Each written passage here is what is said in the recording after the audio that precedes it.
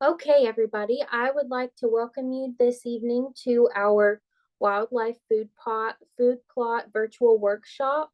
Um, I am super excited to have the program this evening and get to share this with you, as well as have our guest speaker from the National Deer Association. I'd like to introduce to you Shane Motzenbacher. He serves as a deer outreach specialist in southern Missouri for the National Deer Association, where he works with private landowners to establish and support wildlife and habitat cooperatives. He earned his bachelor's degree in fisheries and wildlife biology from Arkansas Tech University.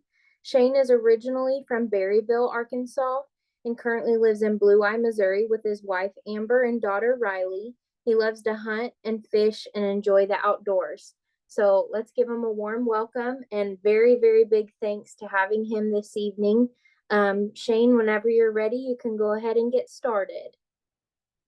All right. Thank you, Hannah. I appreciate that warm welcome. But just wanted to say thank you all for coming out tonight. And we're going to get right into this and get going with some food plot stuff. You guys are anxious, I'm sure, to hear a little bit about what we've got going. Um, Very first thing here, if I can get my slide to work. There we go. I want to tell you guys a little bit about the National Deer Association and kind of who we are and what we got going on. But the National Deer Association, if you haven't heard of us, maybe you've heard of QDMA or the Quality Deer Management Association, and that's who we are.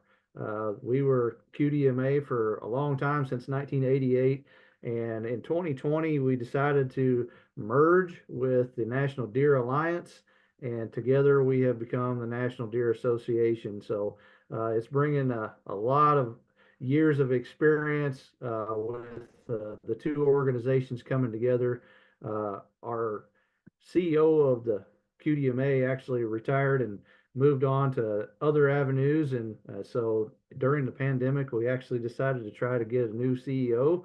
And we actually poached the guy from National Deer Alliance, and he said this is a great time for us to merge our two organizations, and it has been great. So we are now the National Deer Association. We are united for deer, and we have a new vision to make an impact for conservation, and that is who we are and what we're about.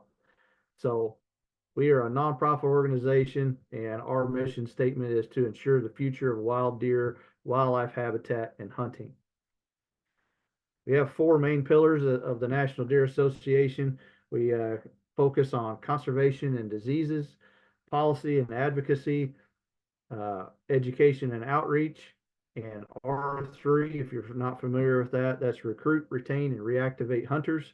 And I'm kind of over here on the right side of your screen as you're looking at it in the education and outreach and the R3 areas.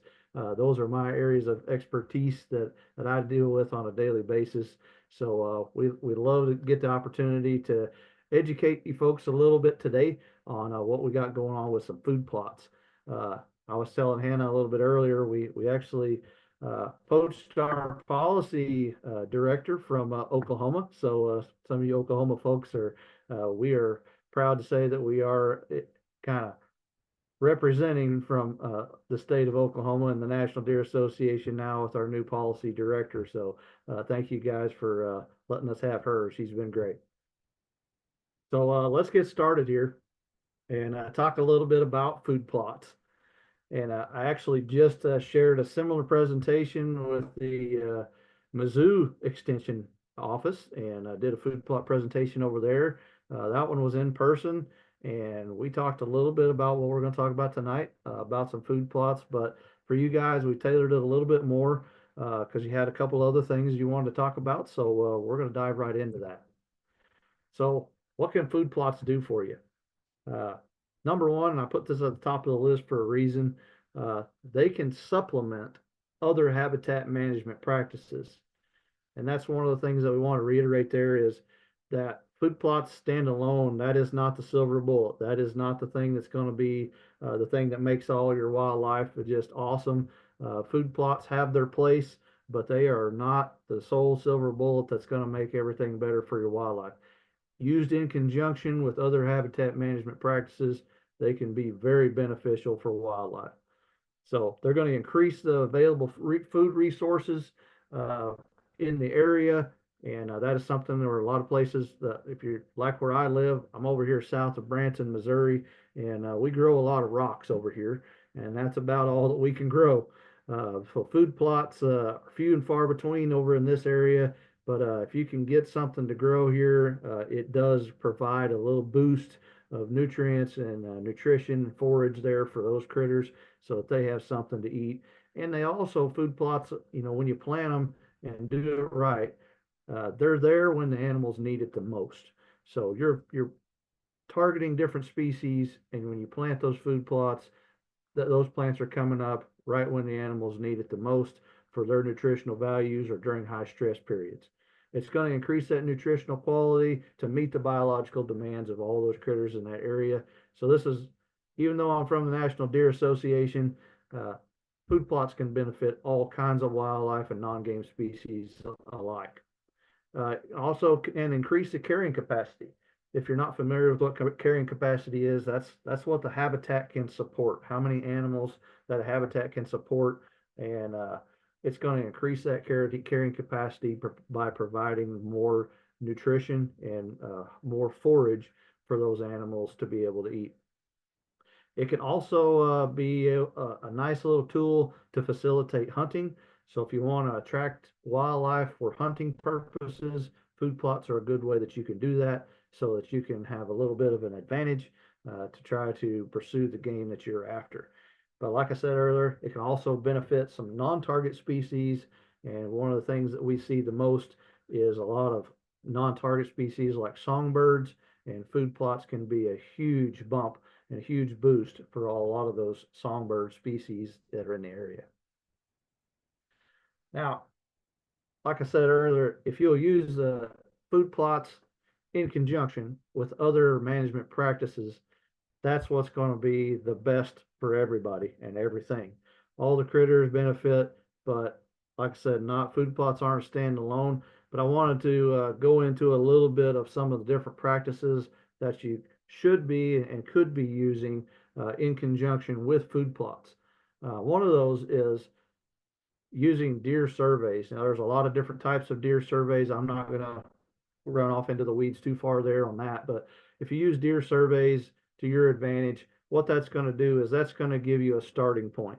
That's going to tell you how many mouths there are to feed on the landscape.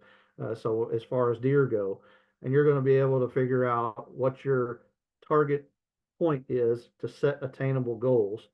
If you don't know how many deer are out there, you're just shooting in the dark. You have no idea what you're doing or how many mouths you're trying to feed or how you're trying to balance the herd. But good management to be able to set those attainable goals for deer management on your property, you have to have a starting point, and the way you do that is to do a deer survey. And usually you do those deer surveys right now. August is usually when we kind of promote those because you can see the different unique bucks that are in the area. You can count the does, you can count the fawns. Some of them are still hanging on to spots, so you can differentiate those different deer, and so that can help you in your survey, especially trail camera surveys. And what that's going to do is that's going to determine your buck to doe ratio.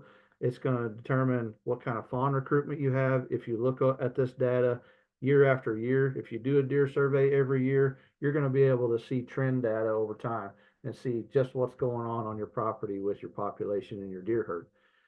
It's also going to help you to set those goals for adequate doe harvest. And we can't emphasize this enough that a lot of times people won't shoot does or that they won't harvest does because they think, well, those are the ones that are having the babies. But the key to any kind of population change in your deer herd is adequate doe harvest.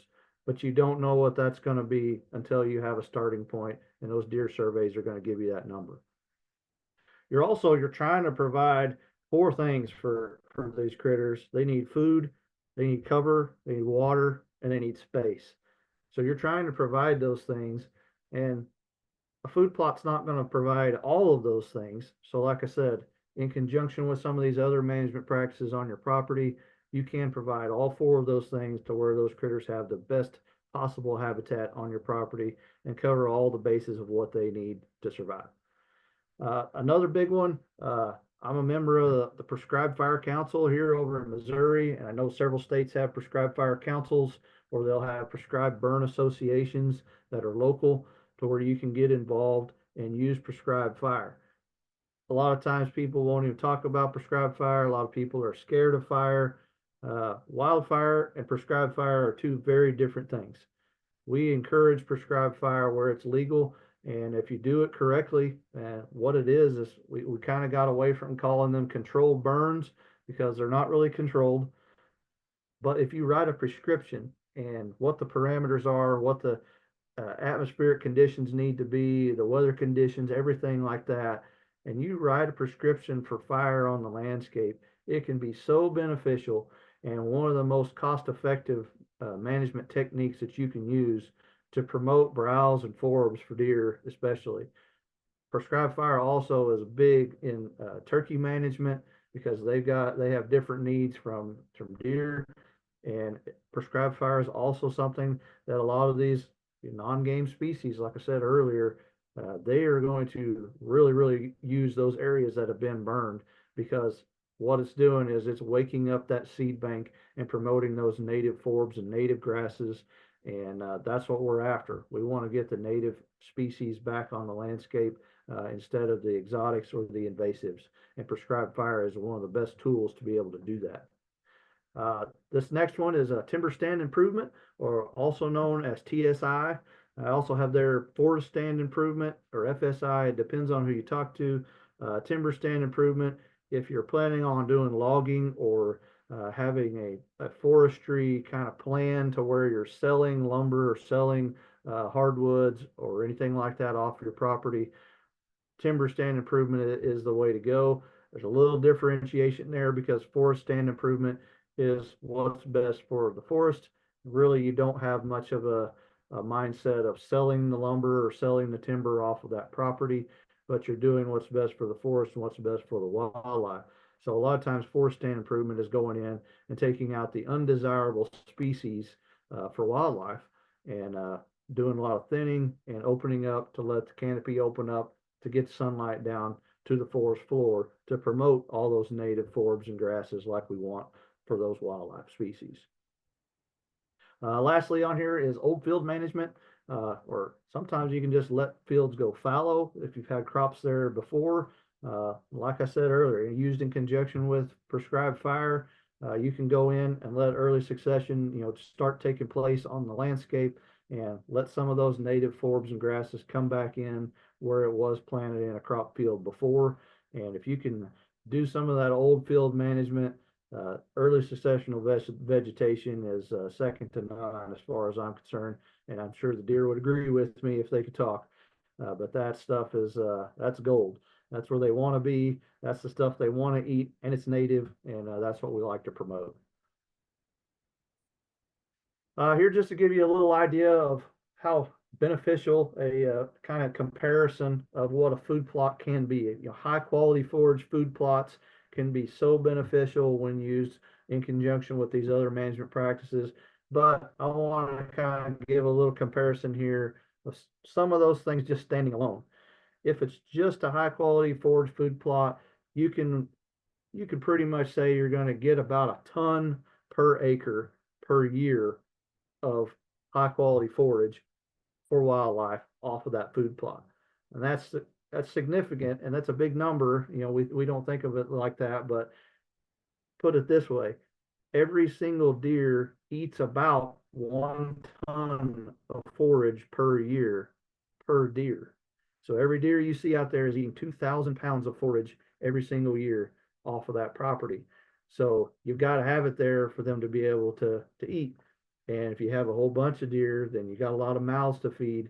You can look at those pictures there on the screen. The one on the top, you can see tons of forage there, literally tons of forage, versus the unmanaged forest in the bottom picture.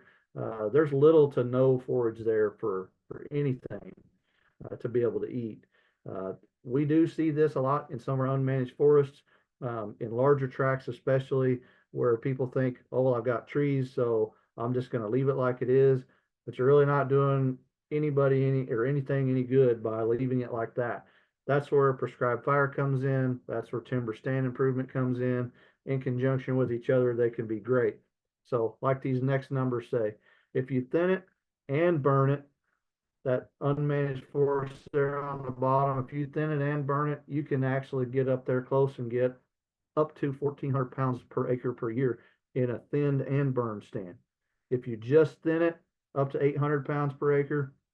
If you just burn it, you're looking at 500 pounds per acre. I would say maybe even on the lesser side of that, because if the sunlight can't reach the forest floor, you don't thin it at all, that stuff can't grow. An unmanaged stand like this that you see here in this picture, 25 to 100 pounds, and that's I don't know where they're even getting 25 pounds of forage in something like that, where it's just leaf litter. Maybe that's accounting for the mass that's on the ground, like acorns and things like that. But there's not much there for anything to eat. Early succession, though, like I said, this is near and dear to my heart, and this is what the wildlife's after. And if you look there, it can give a high quality forage food plot a run for its money, anywhere from 600 to 2 tons of forage per acre per year. So this kind of gives you some things to look at and compare and contrast the different management techniques versus food plots. But like I said, if you can use all of those things in conjunction with each other, you're just creating so much more forage for so many more mouths. You're increasing carrying capacity on that property. So here's another good comparison. 1 acre food plot equals about 2 acres of thinned and burned stand, or about 3 acres of just a thin stand, or about 4 acres of just a burned stand. And at 1 acre equals more than 20 acres of unmanaged forest. So this unmanaged forest in the bottom picture, it would take over 20 acres to even come close, and I don't think it would even be close to equal a 1 acre food plot. So that kind of gives you a straight comparison acre for acre. The high quality forage food plots, they average anywhere from 18 to 30% crude protein, and deer, kind of the sweet spot usually that's said is about 16% protein. It at certain times is what they are needing. Sometimes it's more for lactating does or bucks growing their antlers. They can get on up there in the 20% range. But those food plots can produce that kind of crude protein for those deer to eat. Most natural forages, especially our forbs, they can get up there in a 12 to 25% crude protein. So it's right there neck and neck. Food plots, yeah, they edge them out a little bit more, but you got to think about cost as well. So there are some pros and cons to both. But like I said, if you can use them both in conjunction with each other, you're going to get the most bang for your buck for sure. To start it all off, first things first here, what are your goals? If you don't know what you want to do or why you want to have that food plot, if you're just throwing it out there for just kind of on a whim, uh, just take a couple steps back. First things first, what are your goals for that food plot? You have to make a plan. You got to know what you're trying to achieve by putting that food plot out there. Making a plan, it involves a lot. A location, how big of a food plot? What's the shape of the food plot going to be? What plant species do you want to plant? Are you going to have a year-round food plot, or is it just going to be seasonal? Are you targeting a certain species, say deer or turkey or quail? What is your target species that you're after? Are you thinking about hunting? What about locations of your blinds or your stands? Of where this coming in and out of this food plot, so you don't get busted by the animals that you're trying to pursue. And going right along with that, an entry and exit plan. You don't want to walk right through the middle of your food plot to get to your tree stand, or when you're leaving, you don't want to do that again, because then you'll just be blowing everything out of there. So think about those things. And also a big one is think about what equipment that you have and what equipment you don't have. So if you have any equipment limitations of how to be able to put that food plot in there effectively, think about those things when you're making your plan, so that you can set the goals for your food plot. And I had this picture here of a soil sample box. Um, and I can't emphasize this enough. If you don't take a soil sample, just throw your money away, because this little, usually $20 for that soil sample is the best $20 you're going to spend on that entire food plot. If you don't spend the money to get your soil tested, then again, it's just like shooting in the dark. You have no idea what you're working with. A lot of people think, well, I can just go out there and throw some seed out there, throw a little bit of fertilizer. I'll just go buy a bag of triple 13 fertilizer and call it good.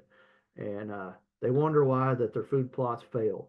And this is one that we can't emphasize enough. Take the time, spend the $20, go get a soil sample. Usually what you're going to do on your soil sample is you're going to take several different samples from the same food plot area, wherever you decide to put that food plot, and you're going to go at least 6 inches deep in the soil, and you're going to take all of that, put it all in a bucket.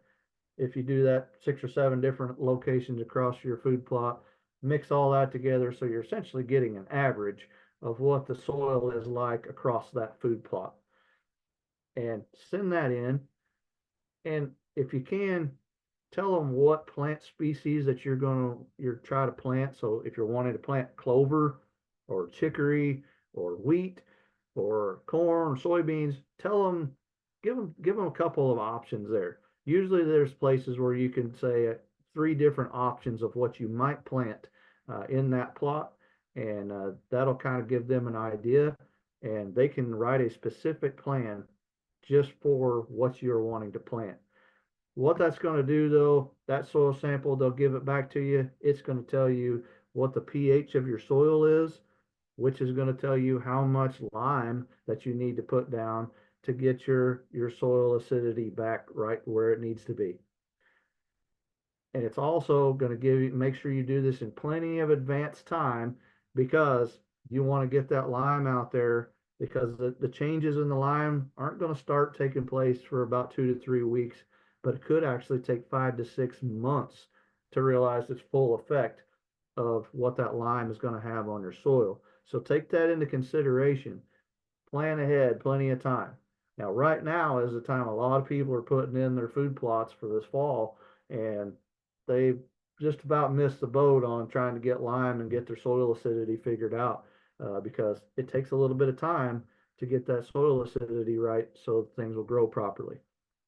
And the other one is, this also going to tell you, that soil sample is going to tell you uh, the different nutrients that you need as far as fertilizer, so that you can properly fertilize at the recommended rates based on those soil test results.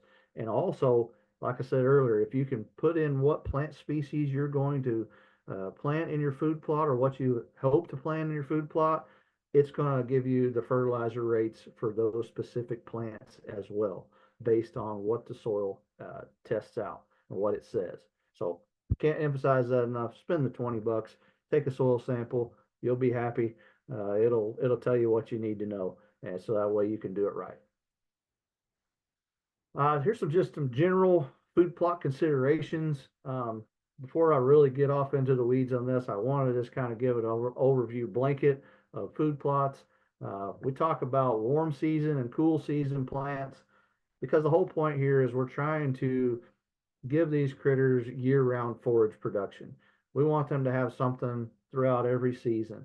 So if you can plan your food plot program on your property to where you have both warm season and cool season plants, that's going to be the best and most beneficial for those critters. They're usually, we're talking about green browse plots. Those are annual grain plots. And then also talking plant mixtures instead of monocultures.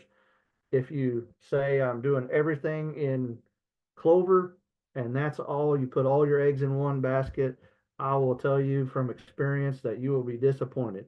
The very first clover plot I ever planted, uh, I was ready for it to come up and thought, all right, we're going to be seeing some results. And I really thought that nothing happened for a year. But the problem is clover is really, really slow to get going. So it took a little bit of time. Now, by year 3, That was a beautiful clover plot, but I didn't know that because I was young and I was ignorant to what was going on, of how slow that it takes for that clover plot to establish. If I would have done my homework and done it right, I would have planted a mixture and probably had a nurse crop to come in there, say winter wheat or even chicory, something like that that's going to come in a little bit quicker. And that way, those plants are coming up quickly, establishing a root system there and giving those that clover time to come up and establish itself. So we try to steer clear of monocultures where we can because you don't want to put all your eggs in one basket. If that particular plant that you chose fails and that's all that you planted across the entire landscape, then all of your food plots have failed. So try to mix it up, have different mixtures instead of monocultures, and that's going to help you out in the long run. If you can plant close to cover and away from your property lines, that's going to help you, especially on the hunting front, but it's also going to help those critters to feel more secure because a lot of times property lines are just kind of highways or they can even be roads to where people are going up and down fence lines, or maybe that's the way they get in and out of their property on your neighbor's side. Or maybe that's the way you go around your property is going along the edges. But if you can plant away from the property lines, that's going to help out. And anywhere close to cover is also going to be helpful because, especially for deer, they're going to get up out of their bed. They don't want to travel too far to where they can go get something to eat. So the closer to their bedding areas or cover and away from those high traffic areas, the better. This is another one that I like to kind of reiterate. Uh, Plant only 1 to 5% of your property in food plots. And the reason why is you don't need to be spending all your time on such a tiny little portion of your property. And I've said this before, there's other habitat, management practices that you can be doing that you can use in conjunction with food plots. That you need to spend some time on doing those management practices as well. And if you spend 90% of your time on 1% of your property in your food plots, then that's not really averaging out your time for your property needs. So spend 90% of your time on 90% of your property instead of 90% of your time on 1% of your property. So plan only about 1 to 5% of your property in food plots and do the rest with other habitat management techniques. You can see in this picture here, plant in strips or irregular shapes. And what this does is it creates edge. And if you don't know what edge is, that's where the transition between two habitat types comes together. So we like soft edges where it's kind of a stair step from bare ground or grasses or even a food plot, and then go into your shrubs, get into your understory, and then your overstory forest instead of just a closed canopy straight to uh, food plot because that's just a wall and we don't like those hard edges. So if you can create those edges, that's where deer like to hang out. Everybody always says, well, I always see them on the edge of the field. Well, that's where they like to live. That's where deer love to be, is around the edge where those two habitat types come together.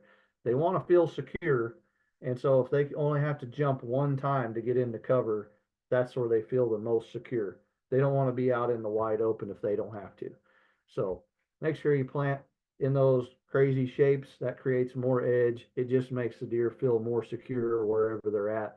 If it gets too big, too wide out in the open, they're probably not going to utilize that food plot as much as they would the smaller, irregular shaped sizes and things like that. If you can rotate your plots, there are specific plants to where you don't want to plant it for too many years consecutively because there are different fungi and different diseases that can come in on those specific types of plants. I know brassicas is one. You can even get some of those with corn, but rotate your plots that way you're not inviting those different diseases and fungi to come in because that defeats the purpose. You want the plots to grow, and one way that you can do that is you can let the plot go fallow for a year and do a little old field management. Let some of your native forbs come in. Like I said, use prescribed fire. That's going to help early succession start taking place.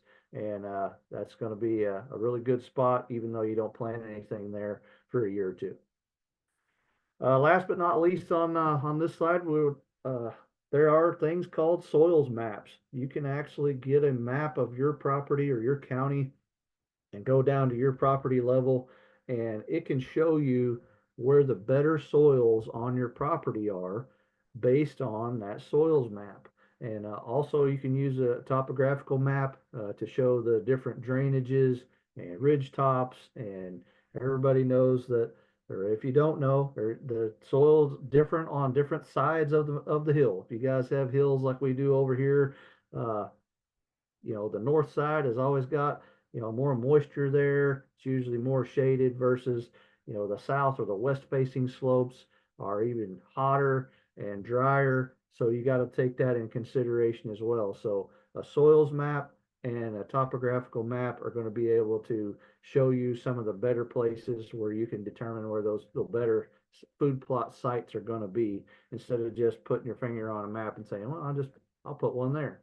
It might be the worst place on your property. So there are tools out there like soils maps that can help you to see where the best possible soil on your property is.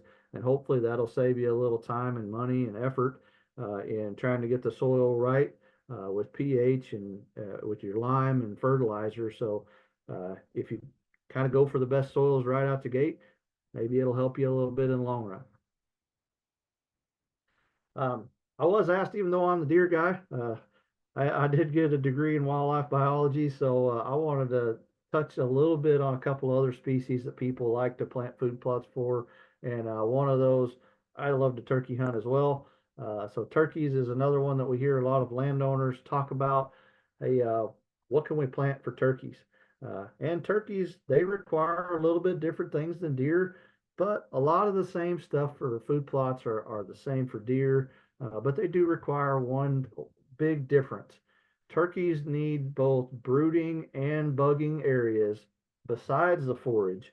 And they need that, when they're raising those poults.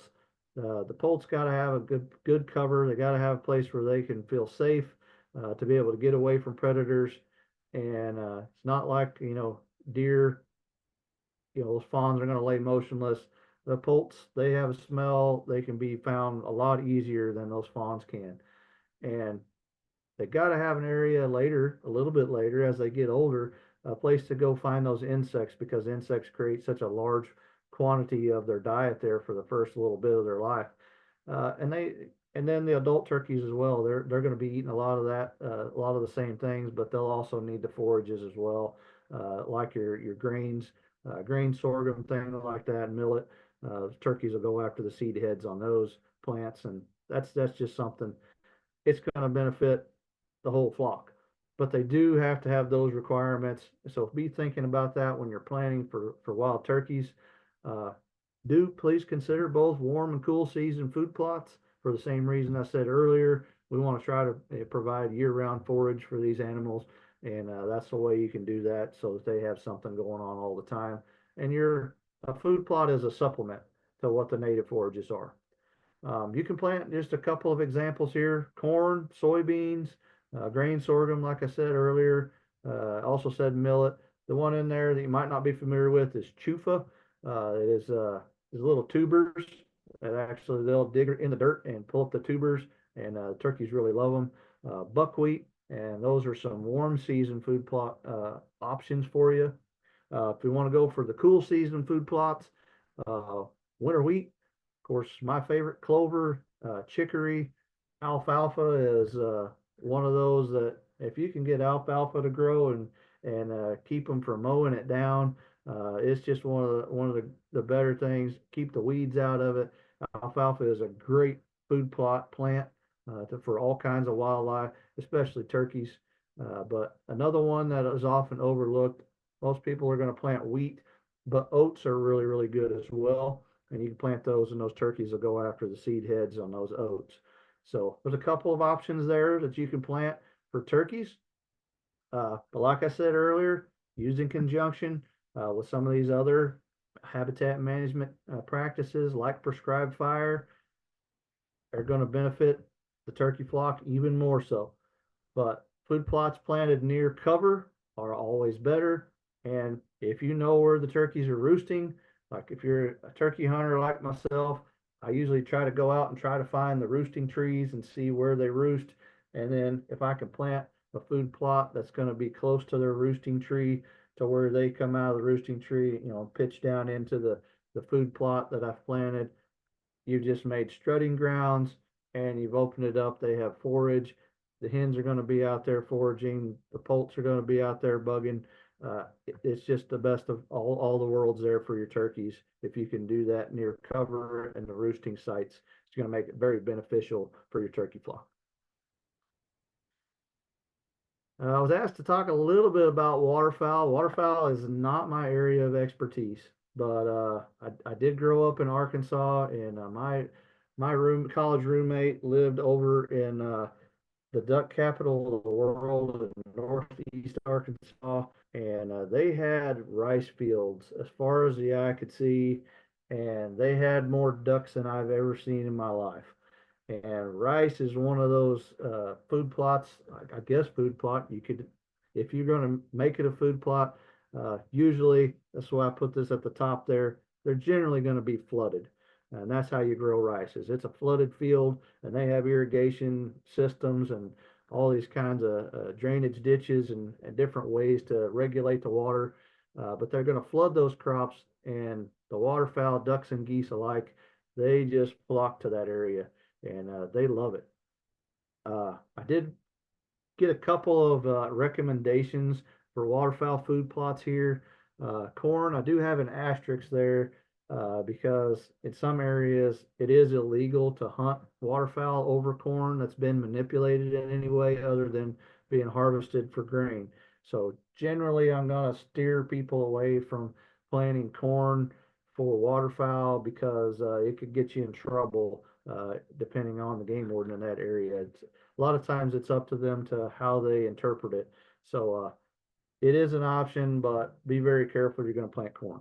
The better option is, like I say, rice, millets. There's several different kinds of millets, both wild and other millets that you can plant that the ducks and geese just love.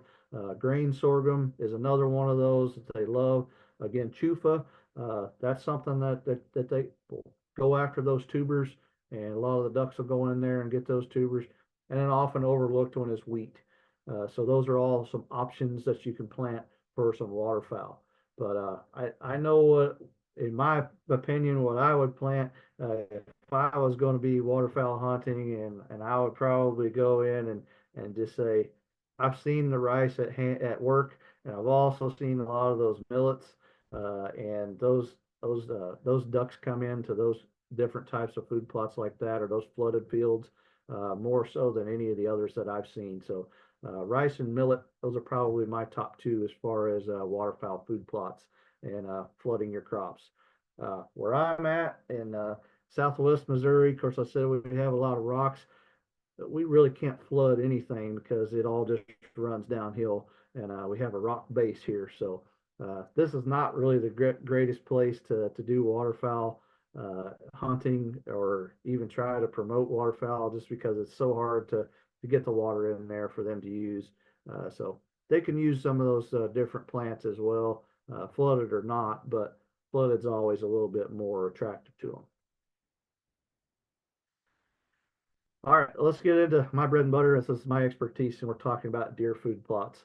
And I put it up there again right at the top. What are your goals for the food plot? You got to know what your end game is. What's the whole point of putting in the food plot? Are you just wanting to see deer? Are you wanting to attract deer?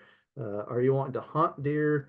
Are you wanting to provide nutrition and just give them, something else to boost their health of the herd? There's a lot of different goals that you could have in mind there. So keep that in mind when you're setting your goals for when you're wanting to plant food plots. It is recommended that you try to provide year-round forage for deer if possible.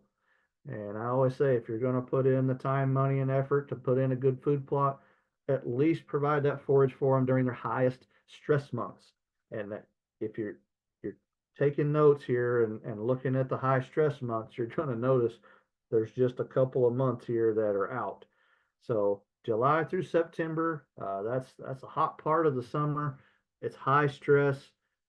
Bucks are starting to come out of it. Um, Testosterone's changing. There's a lot of things going on, and those fawns are getting bigger. They're starting to be weaned off of their mother. So it's a high stress time from July to September, and that's definitely a time to be thinking about having some high quality forage in a food plot for those deer. The other time is February and March because that's a hard part of the winter time. Food's scarce, winter's coming to an end, and that's when they really need some help, and a food plot can boost that. It's really hard to get some stuff to grow during that time of the year as well, but that's a really high stress month for deer as well. And then their greatest nutritional time of need is from April to June. Of course, that is when fawns are being born, does are lactating, and bucks are in the middle of their antler growing season. So if you're wanting to try to boost their nutrition, April through June is that time. And then fawns start hitting the ground there at the end of May and early June. The one couple of months that aren't in that high stress or greatest nutritional need is hunting season. So a lot of times you're going to want a food plot out there for hunting season. So pretty much covers all 12 months. If you're using food plots for hunting, look for those highly attractive forage plots, forage plants that are going to be ready to eat during the fall and early winter. And I know a lot of folks, especially people that I've been hunting with, are putting in brassica food plots because they're very attractive forage and they create a lot of tonnage, so they can feed a whole lot of mouths, and the deer love it. So if you got nothing else out of all of that on that slide that I said, deer need food all the time, and there's always something going on, whether it's hunting season, whether it's a high stress time, or it's the greatest nutritional time of need. So try to be thinking about putting year-round forage for deer in your food plots if you can. And the only way you're going to do that is to have both warm season and cool season plants, and to mix it up. Not a monoculture, but mix it up so that way they have different options.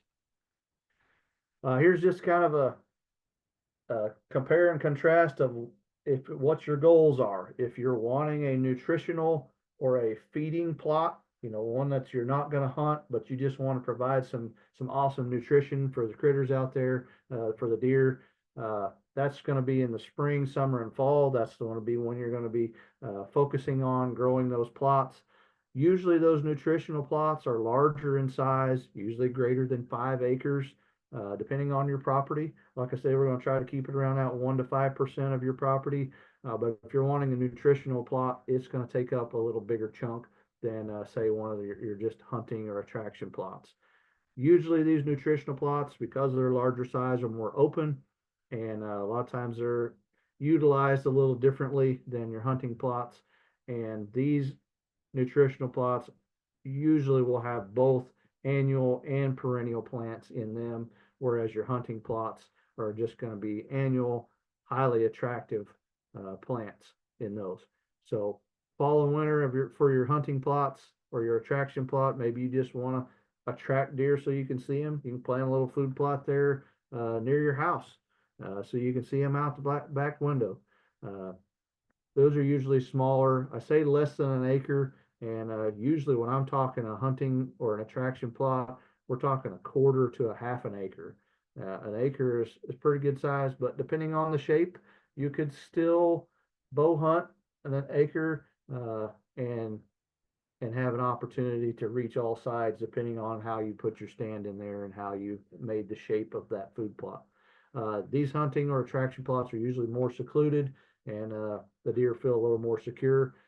I always liken the hunting plot to throwing out a bunch of Snickers bars out in front of me. I'm going to stop and grab a Snickers bar. If I walk across a whole pile of Snickers bars, I'm going to grab a Snickers bar because they're delicious and I like them. Whether I should eat them or not, I'm still going to go over there and grab one. Attraction plot or a hunting plot, those small plots, even if they're just passing through, that stuff tastes so good. They're gonna at least stop for a little bit and grab a couple of bites of whatever you've planted in there of those highly nutritional and delicious annual plants.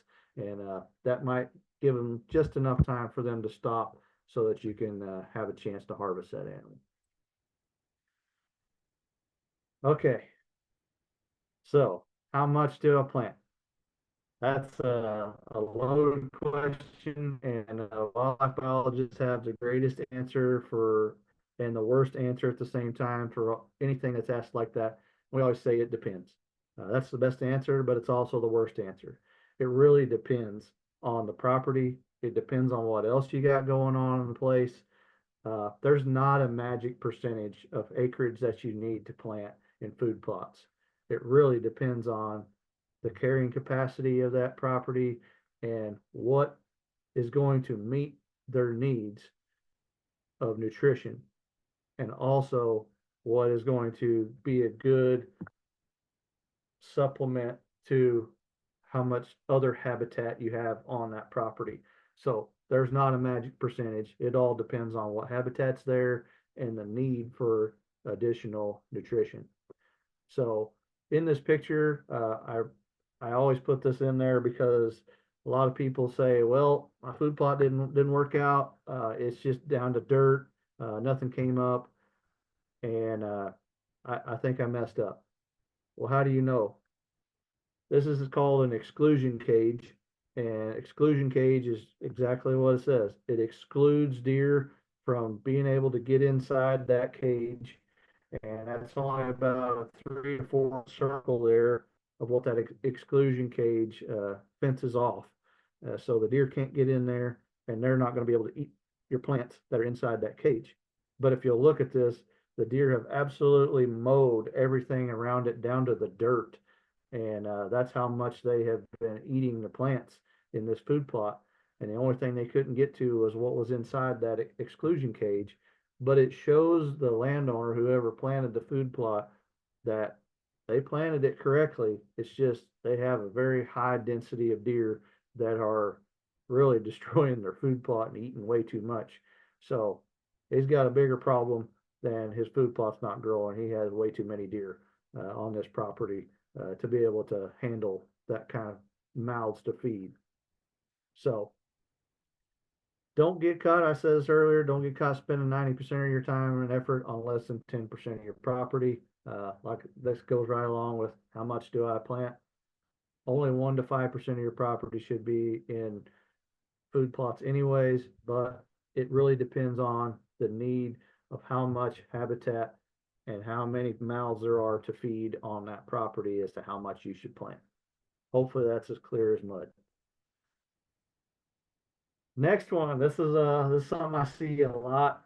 A lot of people think they can just go to the store, grab a bag of food plot seed mix, and it says on the bag plants up to 1 acre, and they're like, oh, awesome! I have a 3/4 acre food plot that I'm going to plant, and I'll just throw the seed out there, and it'll be great. And they wonder why it doesn't work. The reason why is they're not looking at the numbers. You have to determine the appropriate seeding rate for the plants that you're trying to plant. And you also need to see what the germination rate is and how much pure seed is actually in that bag of seed. So in this particular example, the pure seed is only 48.73% of this 50-pound bag is pure seed. And then you have to multiply that by your germination rate. So only 80% of it is going to germinate, not 100%. So there's less than 50% as pure seed, and only 80% of that is going to germinate. And that's where we get this little math problem here of 0.4873, that's your pure seed, or 48.73%, times your germination rate, or 0.80 or 80% germination rate, and that gives you 0.39. So you're going to take that number, 0.39, you're going to divide the desired seeding rate, and then in this case it's for crimson clover, by 0.39. So the actual just so we can be clear on this, the seeding rate for crimson clover is 25 pounds per acre. That's how much you need to properly seed in that for crimson clover for that particular plant. Every plant's different, so see what the seeding rate is for whatever plant you're going to try to plant in your plot.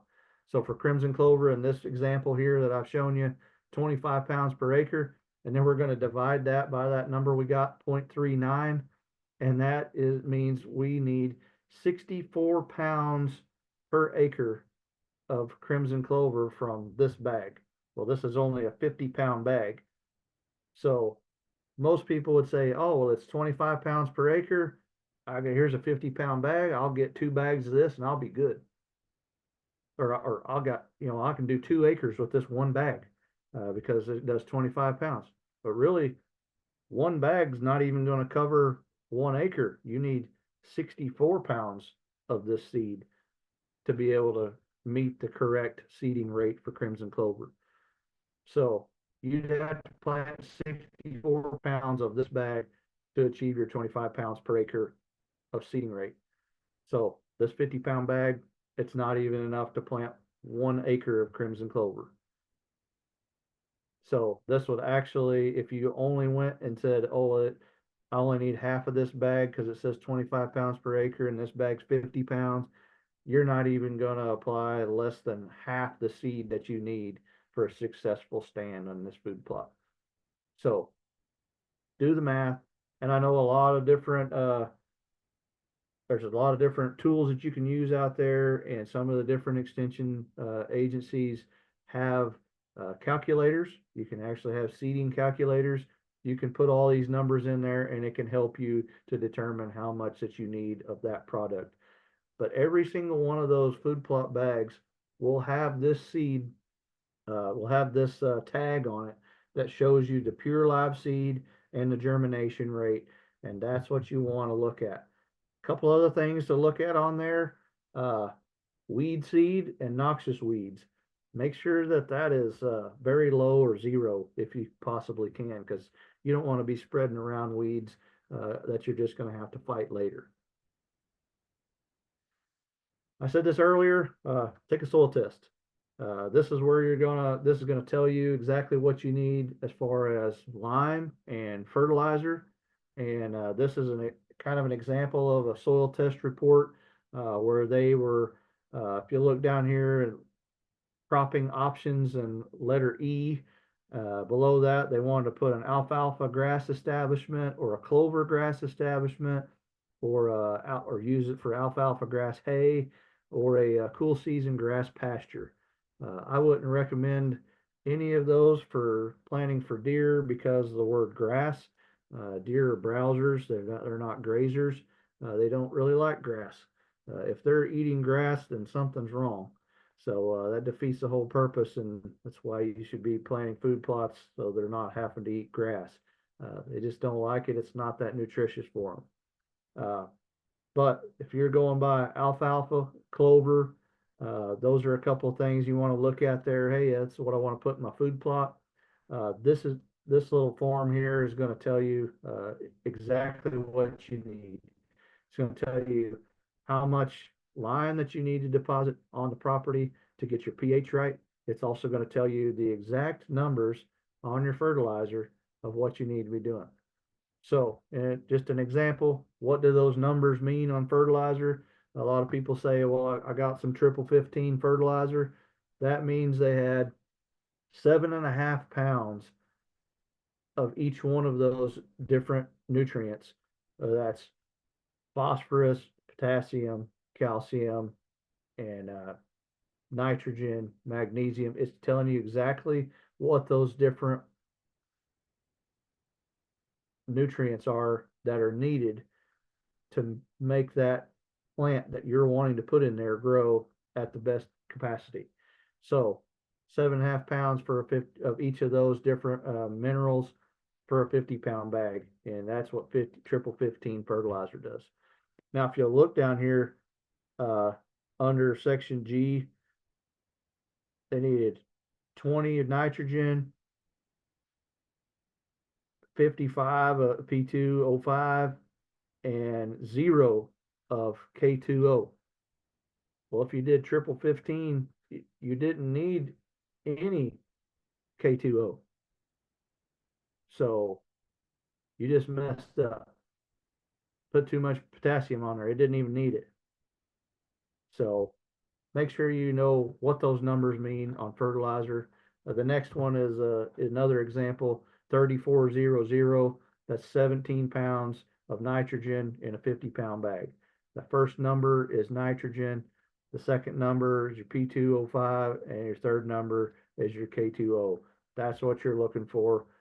Your soil test is going to tell you exactly fertilizer rates that you need to make that soil the best for the different plants that you have chosen to put into that food plot. So I said Mizzou or MU Extension. I'm sure OSU Extension has a fertilizer calculator tool, or anyone there at the Extension office can help you if you can't figure it out. They can walk you through your soil test report and tell you exactly your liming rate and your fertilizer rate, and they'll also point you in the right direction of where you can get those things. Bulk fertilizer and bulk lime or ag lime is always way cheaper than trying to buy it by the bag. That's just something you'll figure out when you're planting a lot of acres, or even more than just a small little garden or something like that. You're going to want to look at bulk fertilizer or bulk lime when you're doing larger plots like that. You're going to see this hardiness zone map on just about everything when it comes to planting. That depends pretty much. It just shows you the soil hardiness, plants, regions of when to plant because of when frost comes and when the winters are, how harsh the winters are. You guys over there in Oklahoma are almost exclusively in zone 7. There's a little tiny portion of northern Oklahoma there. It's in zone 6. I'm kind of right there with you guys. I'm in zone 6. I grew up right there on that Arkansas Missouri line, zone 6 or 7, and we usually tried to get a little bit later so that way we made sure we missed the frosting and everything like that. So you're going to see this. Make sure you follow the instructions on your hardiness zone so you know when to plant, and it's going to tell you exactly the range of dates when to plant for zone 7. There's several different planting methods or techniques. My favorite, because of where I live, all we grow is rocks, and if you try to turn the soil over here, you're just going to have a field of rocks, is a no-till drill. No-till drills, they do everything in one pass. They don't turn the soil up, but it deposits the seed there, so it's a one pass, one time. It's just great. Goes through, it cuts a little groove, drops the seed in the groove, it covers it back up, and then the wheels on the back there that you see on this drill here is a cultipacker, and it packs it down so there's good solid seed to soil contact, and it does everything. You can set the rates for whatever you're planting in your seed box there, and it does all of that. You calculate how much that you're spreading out there, and you can do it in one pass until your hopper's empty, and you're in good shape.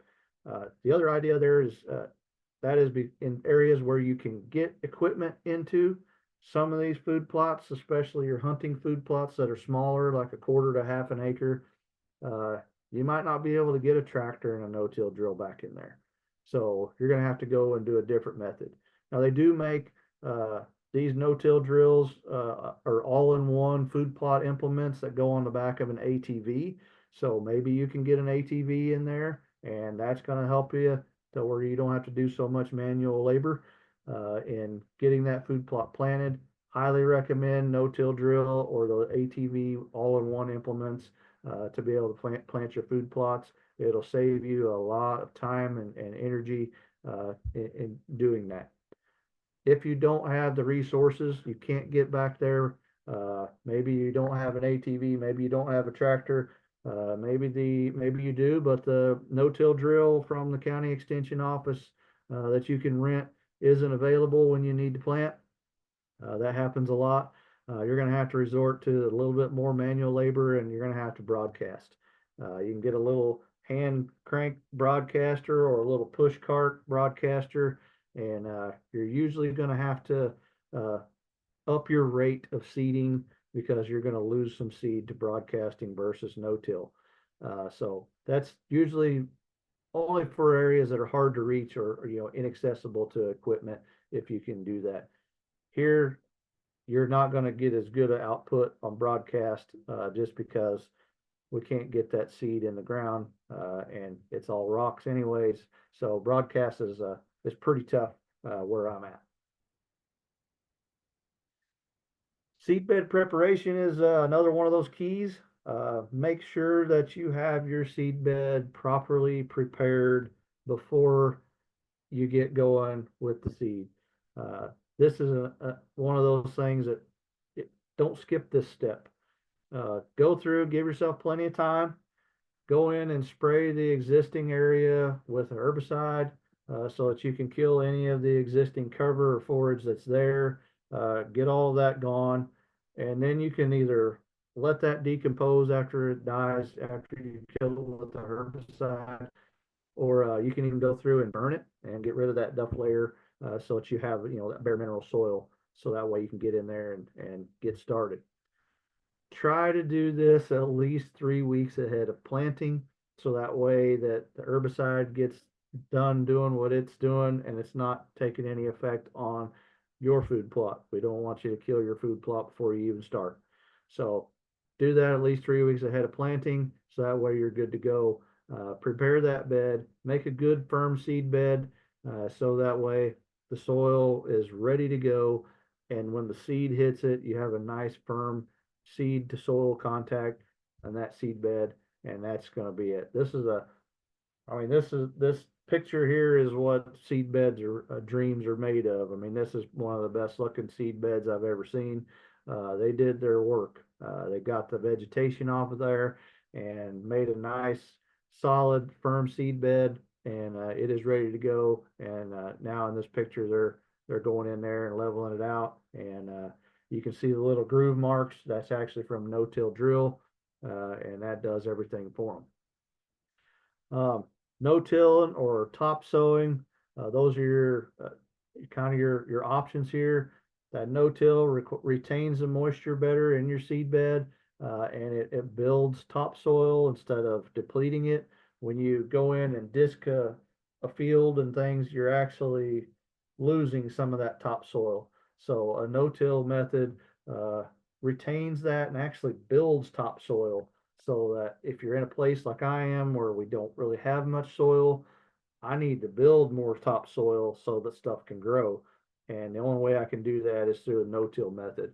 If I was turning it over with a disc or things like that, I'm losing topsoil. Erosion can take place. There's so many different factors there that I don't want to deal with, because I'm trying to get more soil because I don't have it. So no-tilling will help you in retaining moisture and building topsoil. It's also going to reduce the nutrient input over time, and then that's what's recommended. Top sowing, it does require making that clean, firm seed bed like you're seeing here in this picture. You have to do a higher seeding rate whenever you're broadcast seeding or top sowing, and you're also going to have to go back in and cultipack, and so that way that soil can have firm seed soil contact, so that way the seed can germinate. But cultipacking, or some people even go in with a drag, what they're doing is they're trying to get the seed and soil to make good contact and make it nice and firm, so that way that seed can germinate. And the other one I didn't put on here that I probably should have is pray for rain. If you can time it just right, when you're planting, you want the rain to be in the forecast within 3 days of you planting that food plot, so that way you have the best chance for that seed to actually germinate. If there's no rain in the forecast, don't plant, because you got to have that moisture content. Otherwise, you'll have to go out there with a big water truck or something to try to get that stuff watered, because it has to have water to grow.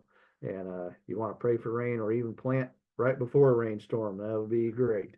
So like we just had some rain that came through here today.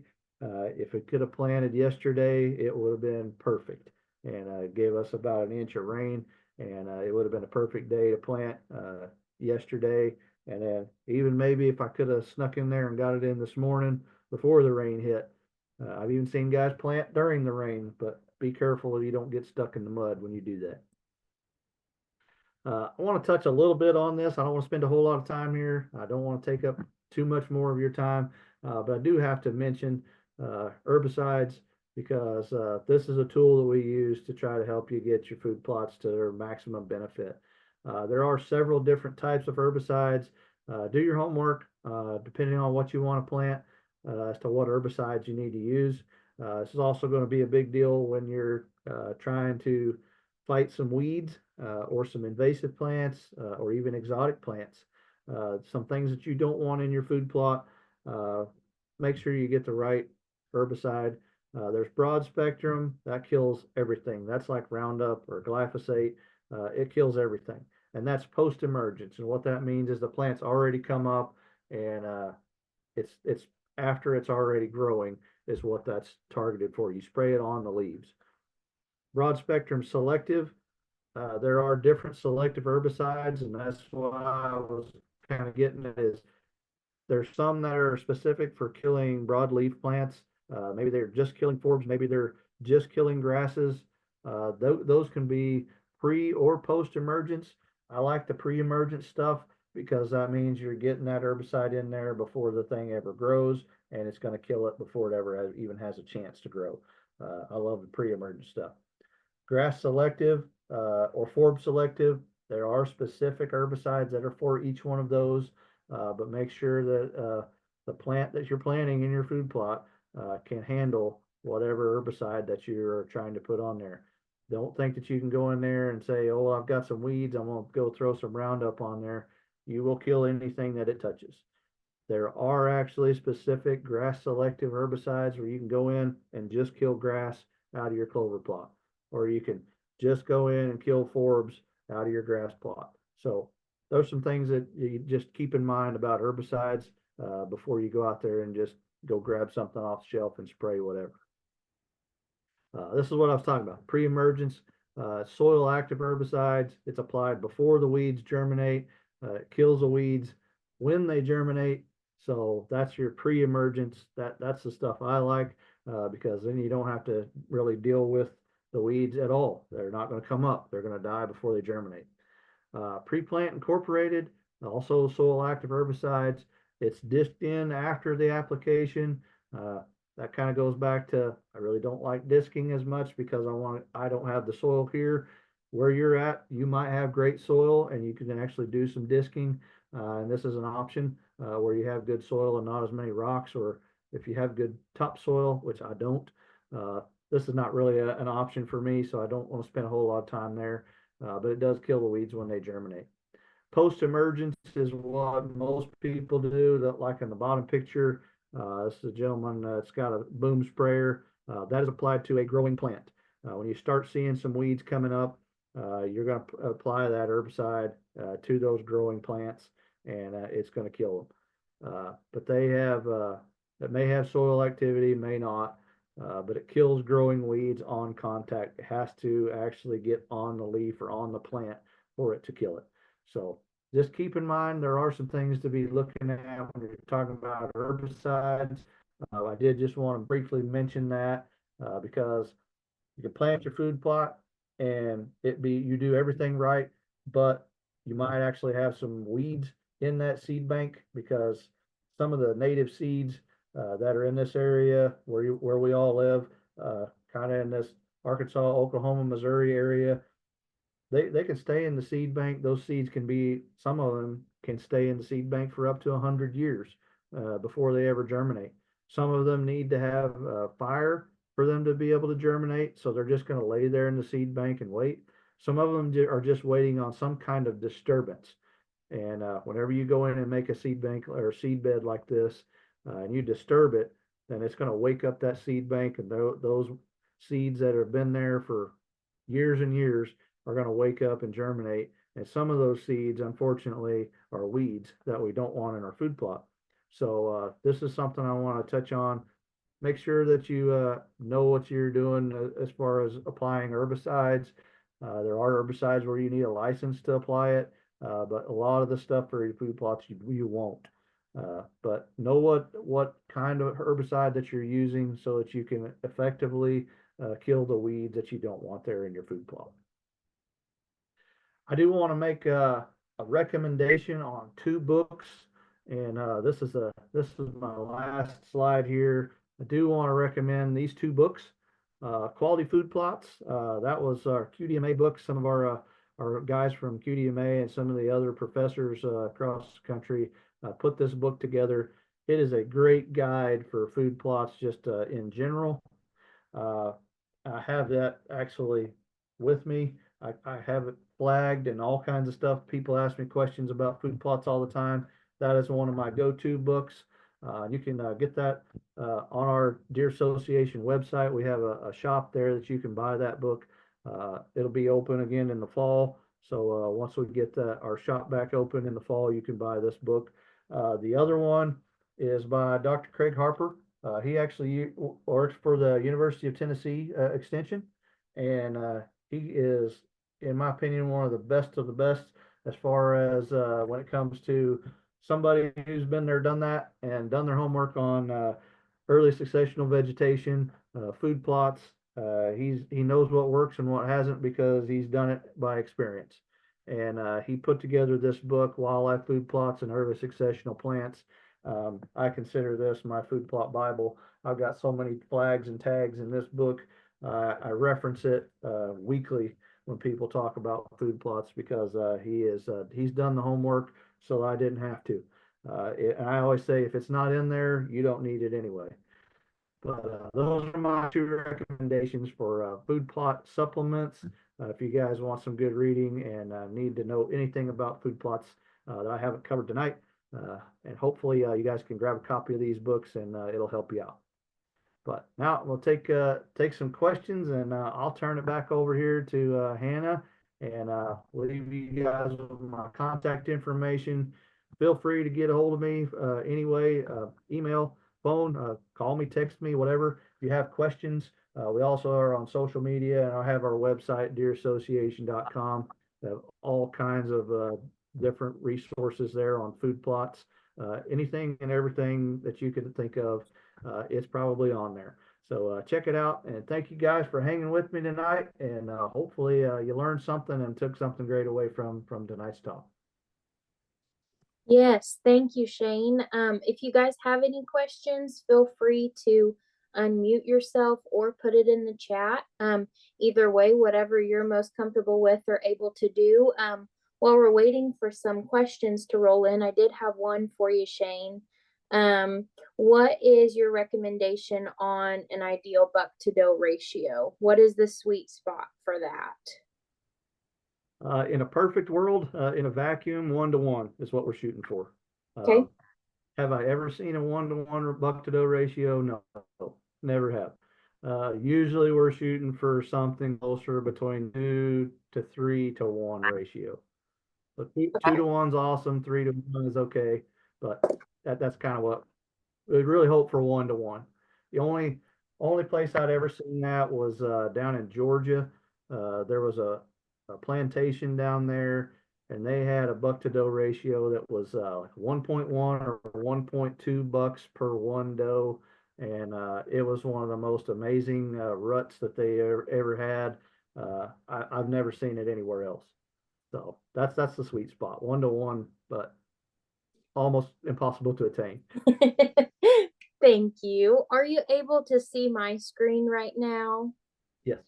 Okay, so while we're waiting on some more questions to come in, if anybody has questions, I just wanted to talk quickly on some of the resources that OSU Extension has available.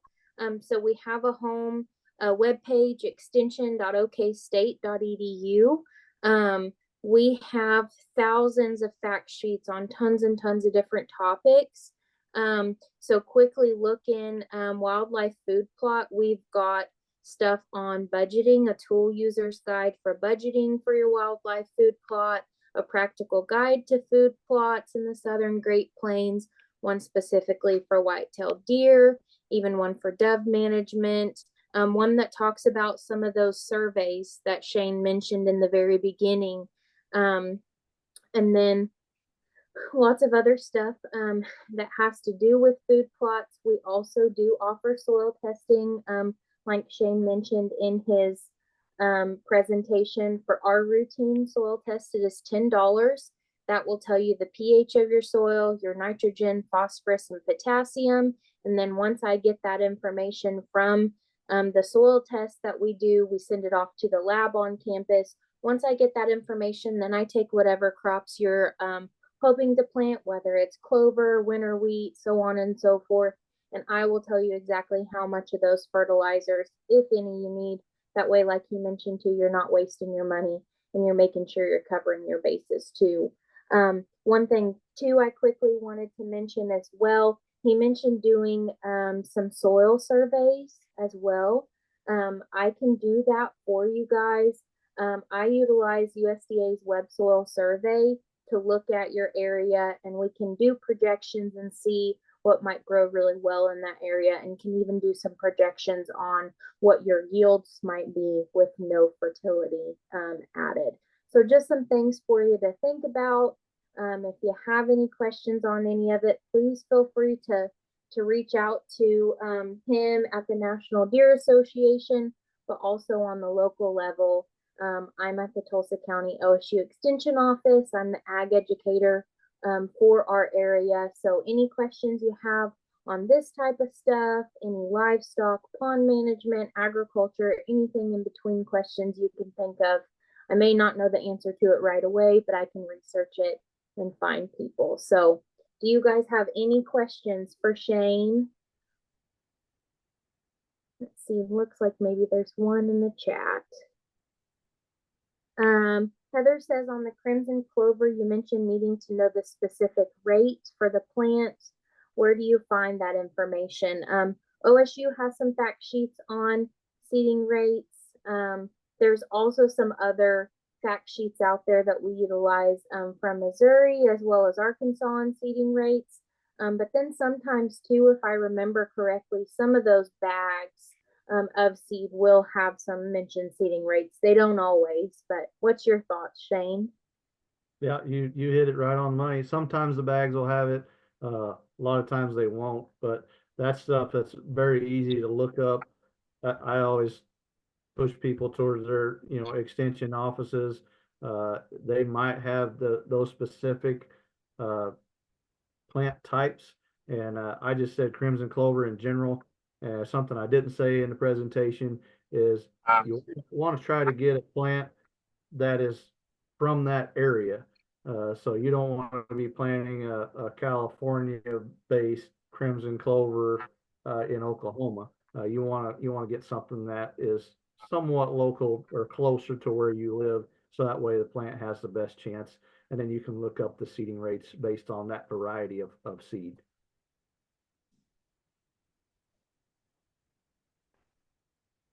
Do we have any other questions? And if you have a question later, you can always email us, call us, and we can answer those questions for you.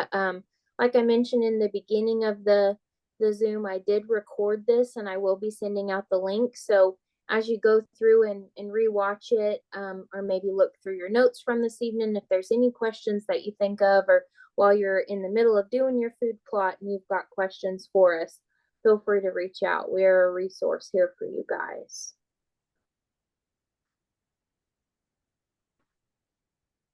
And if there's no other questions, Shane, do you have anything else to add? That's it. Well, thank you guys for sticking with me. And like she said, if you have any other further questions later, feel free to reach out. There's all kinds of resources out there to help you guys out. And shameless plug for deerassociation.com. We've got so much content as far as food plots go. You can probably find it on there. Awesome. Well, thank you so much for talking to us this evening and Thank you guys for joining with us this evening. I hope you guys have a good evening, good rest of your night, and we will be sending out the link for the recording soon. And please let us know if there's anything in the future that we can help with. Thank you guys. I'm going to stop the recording.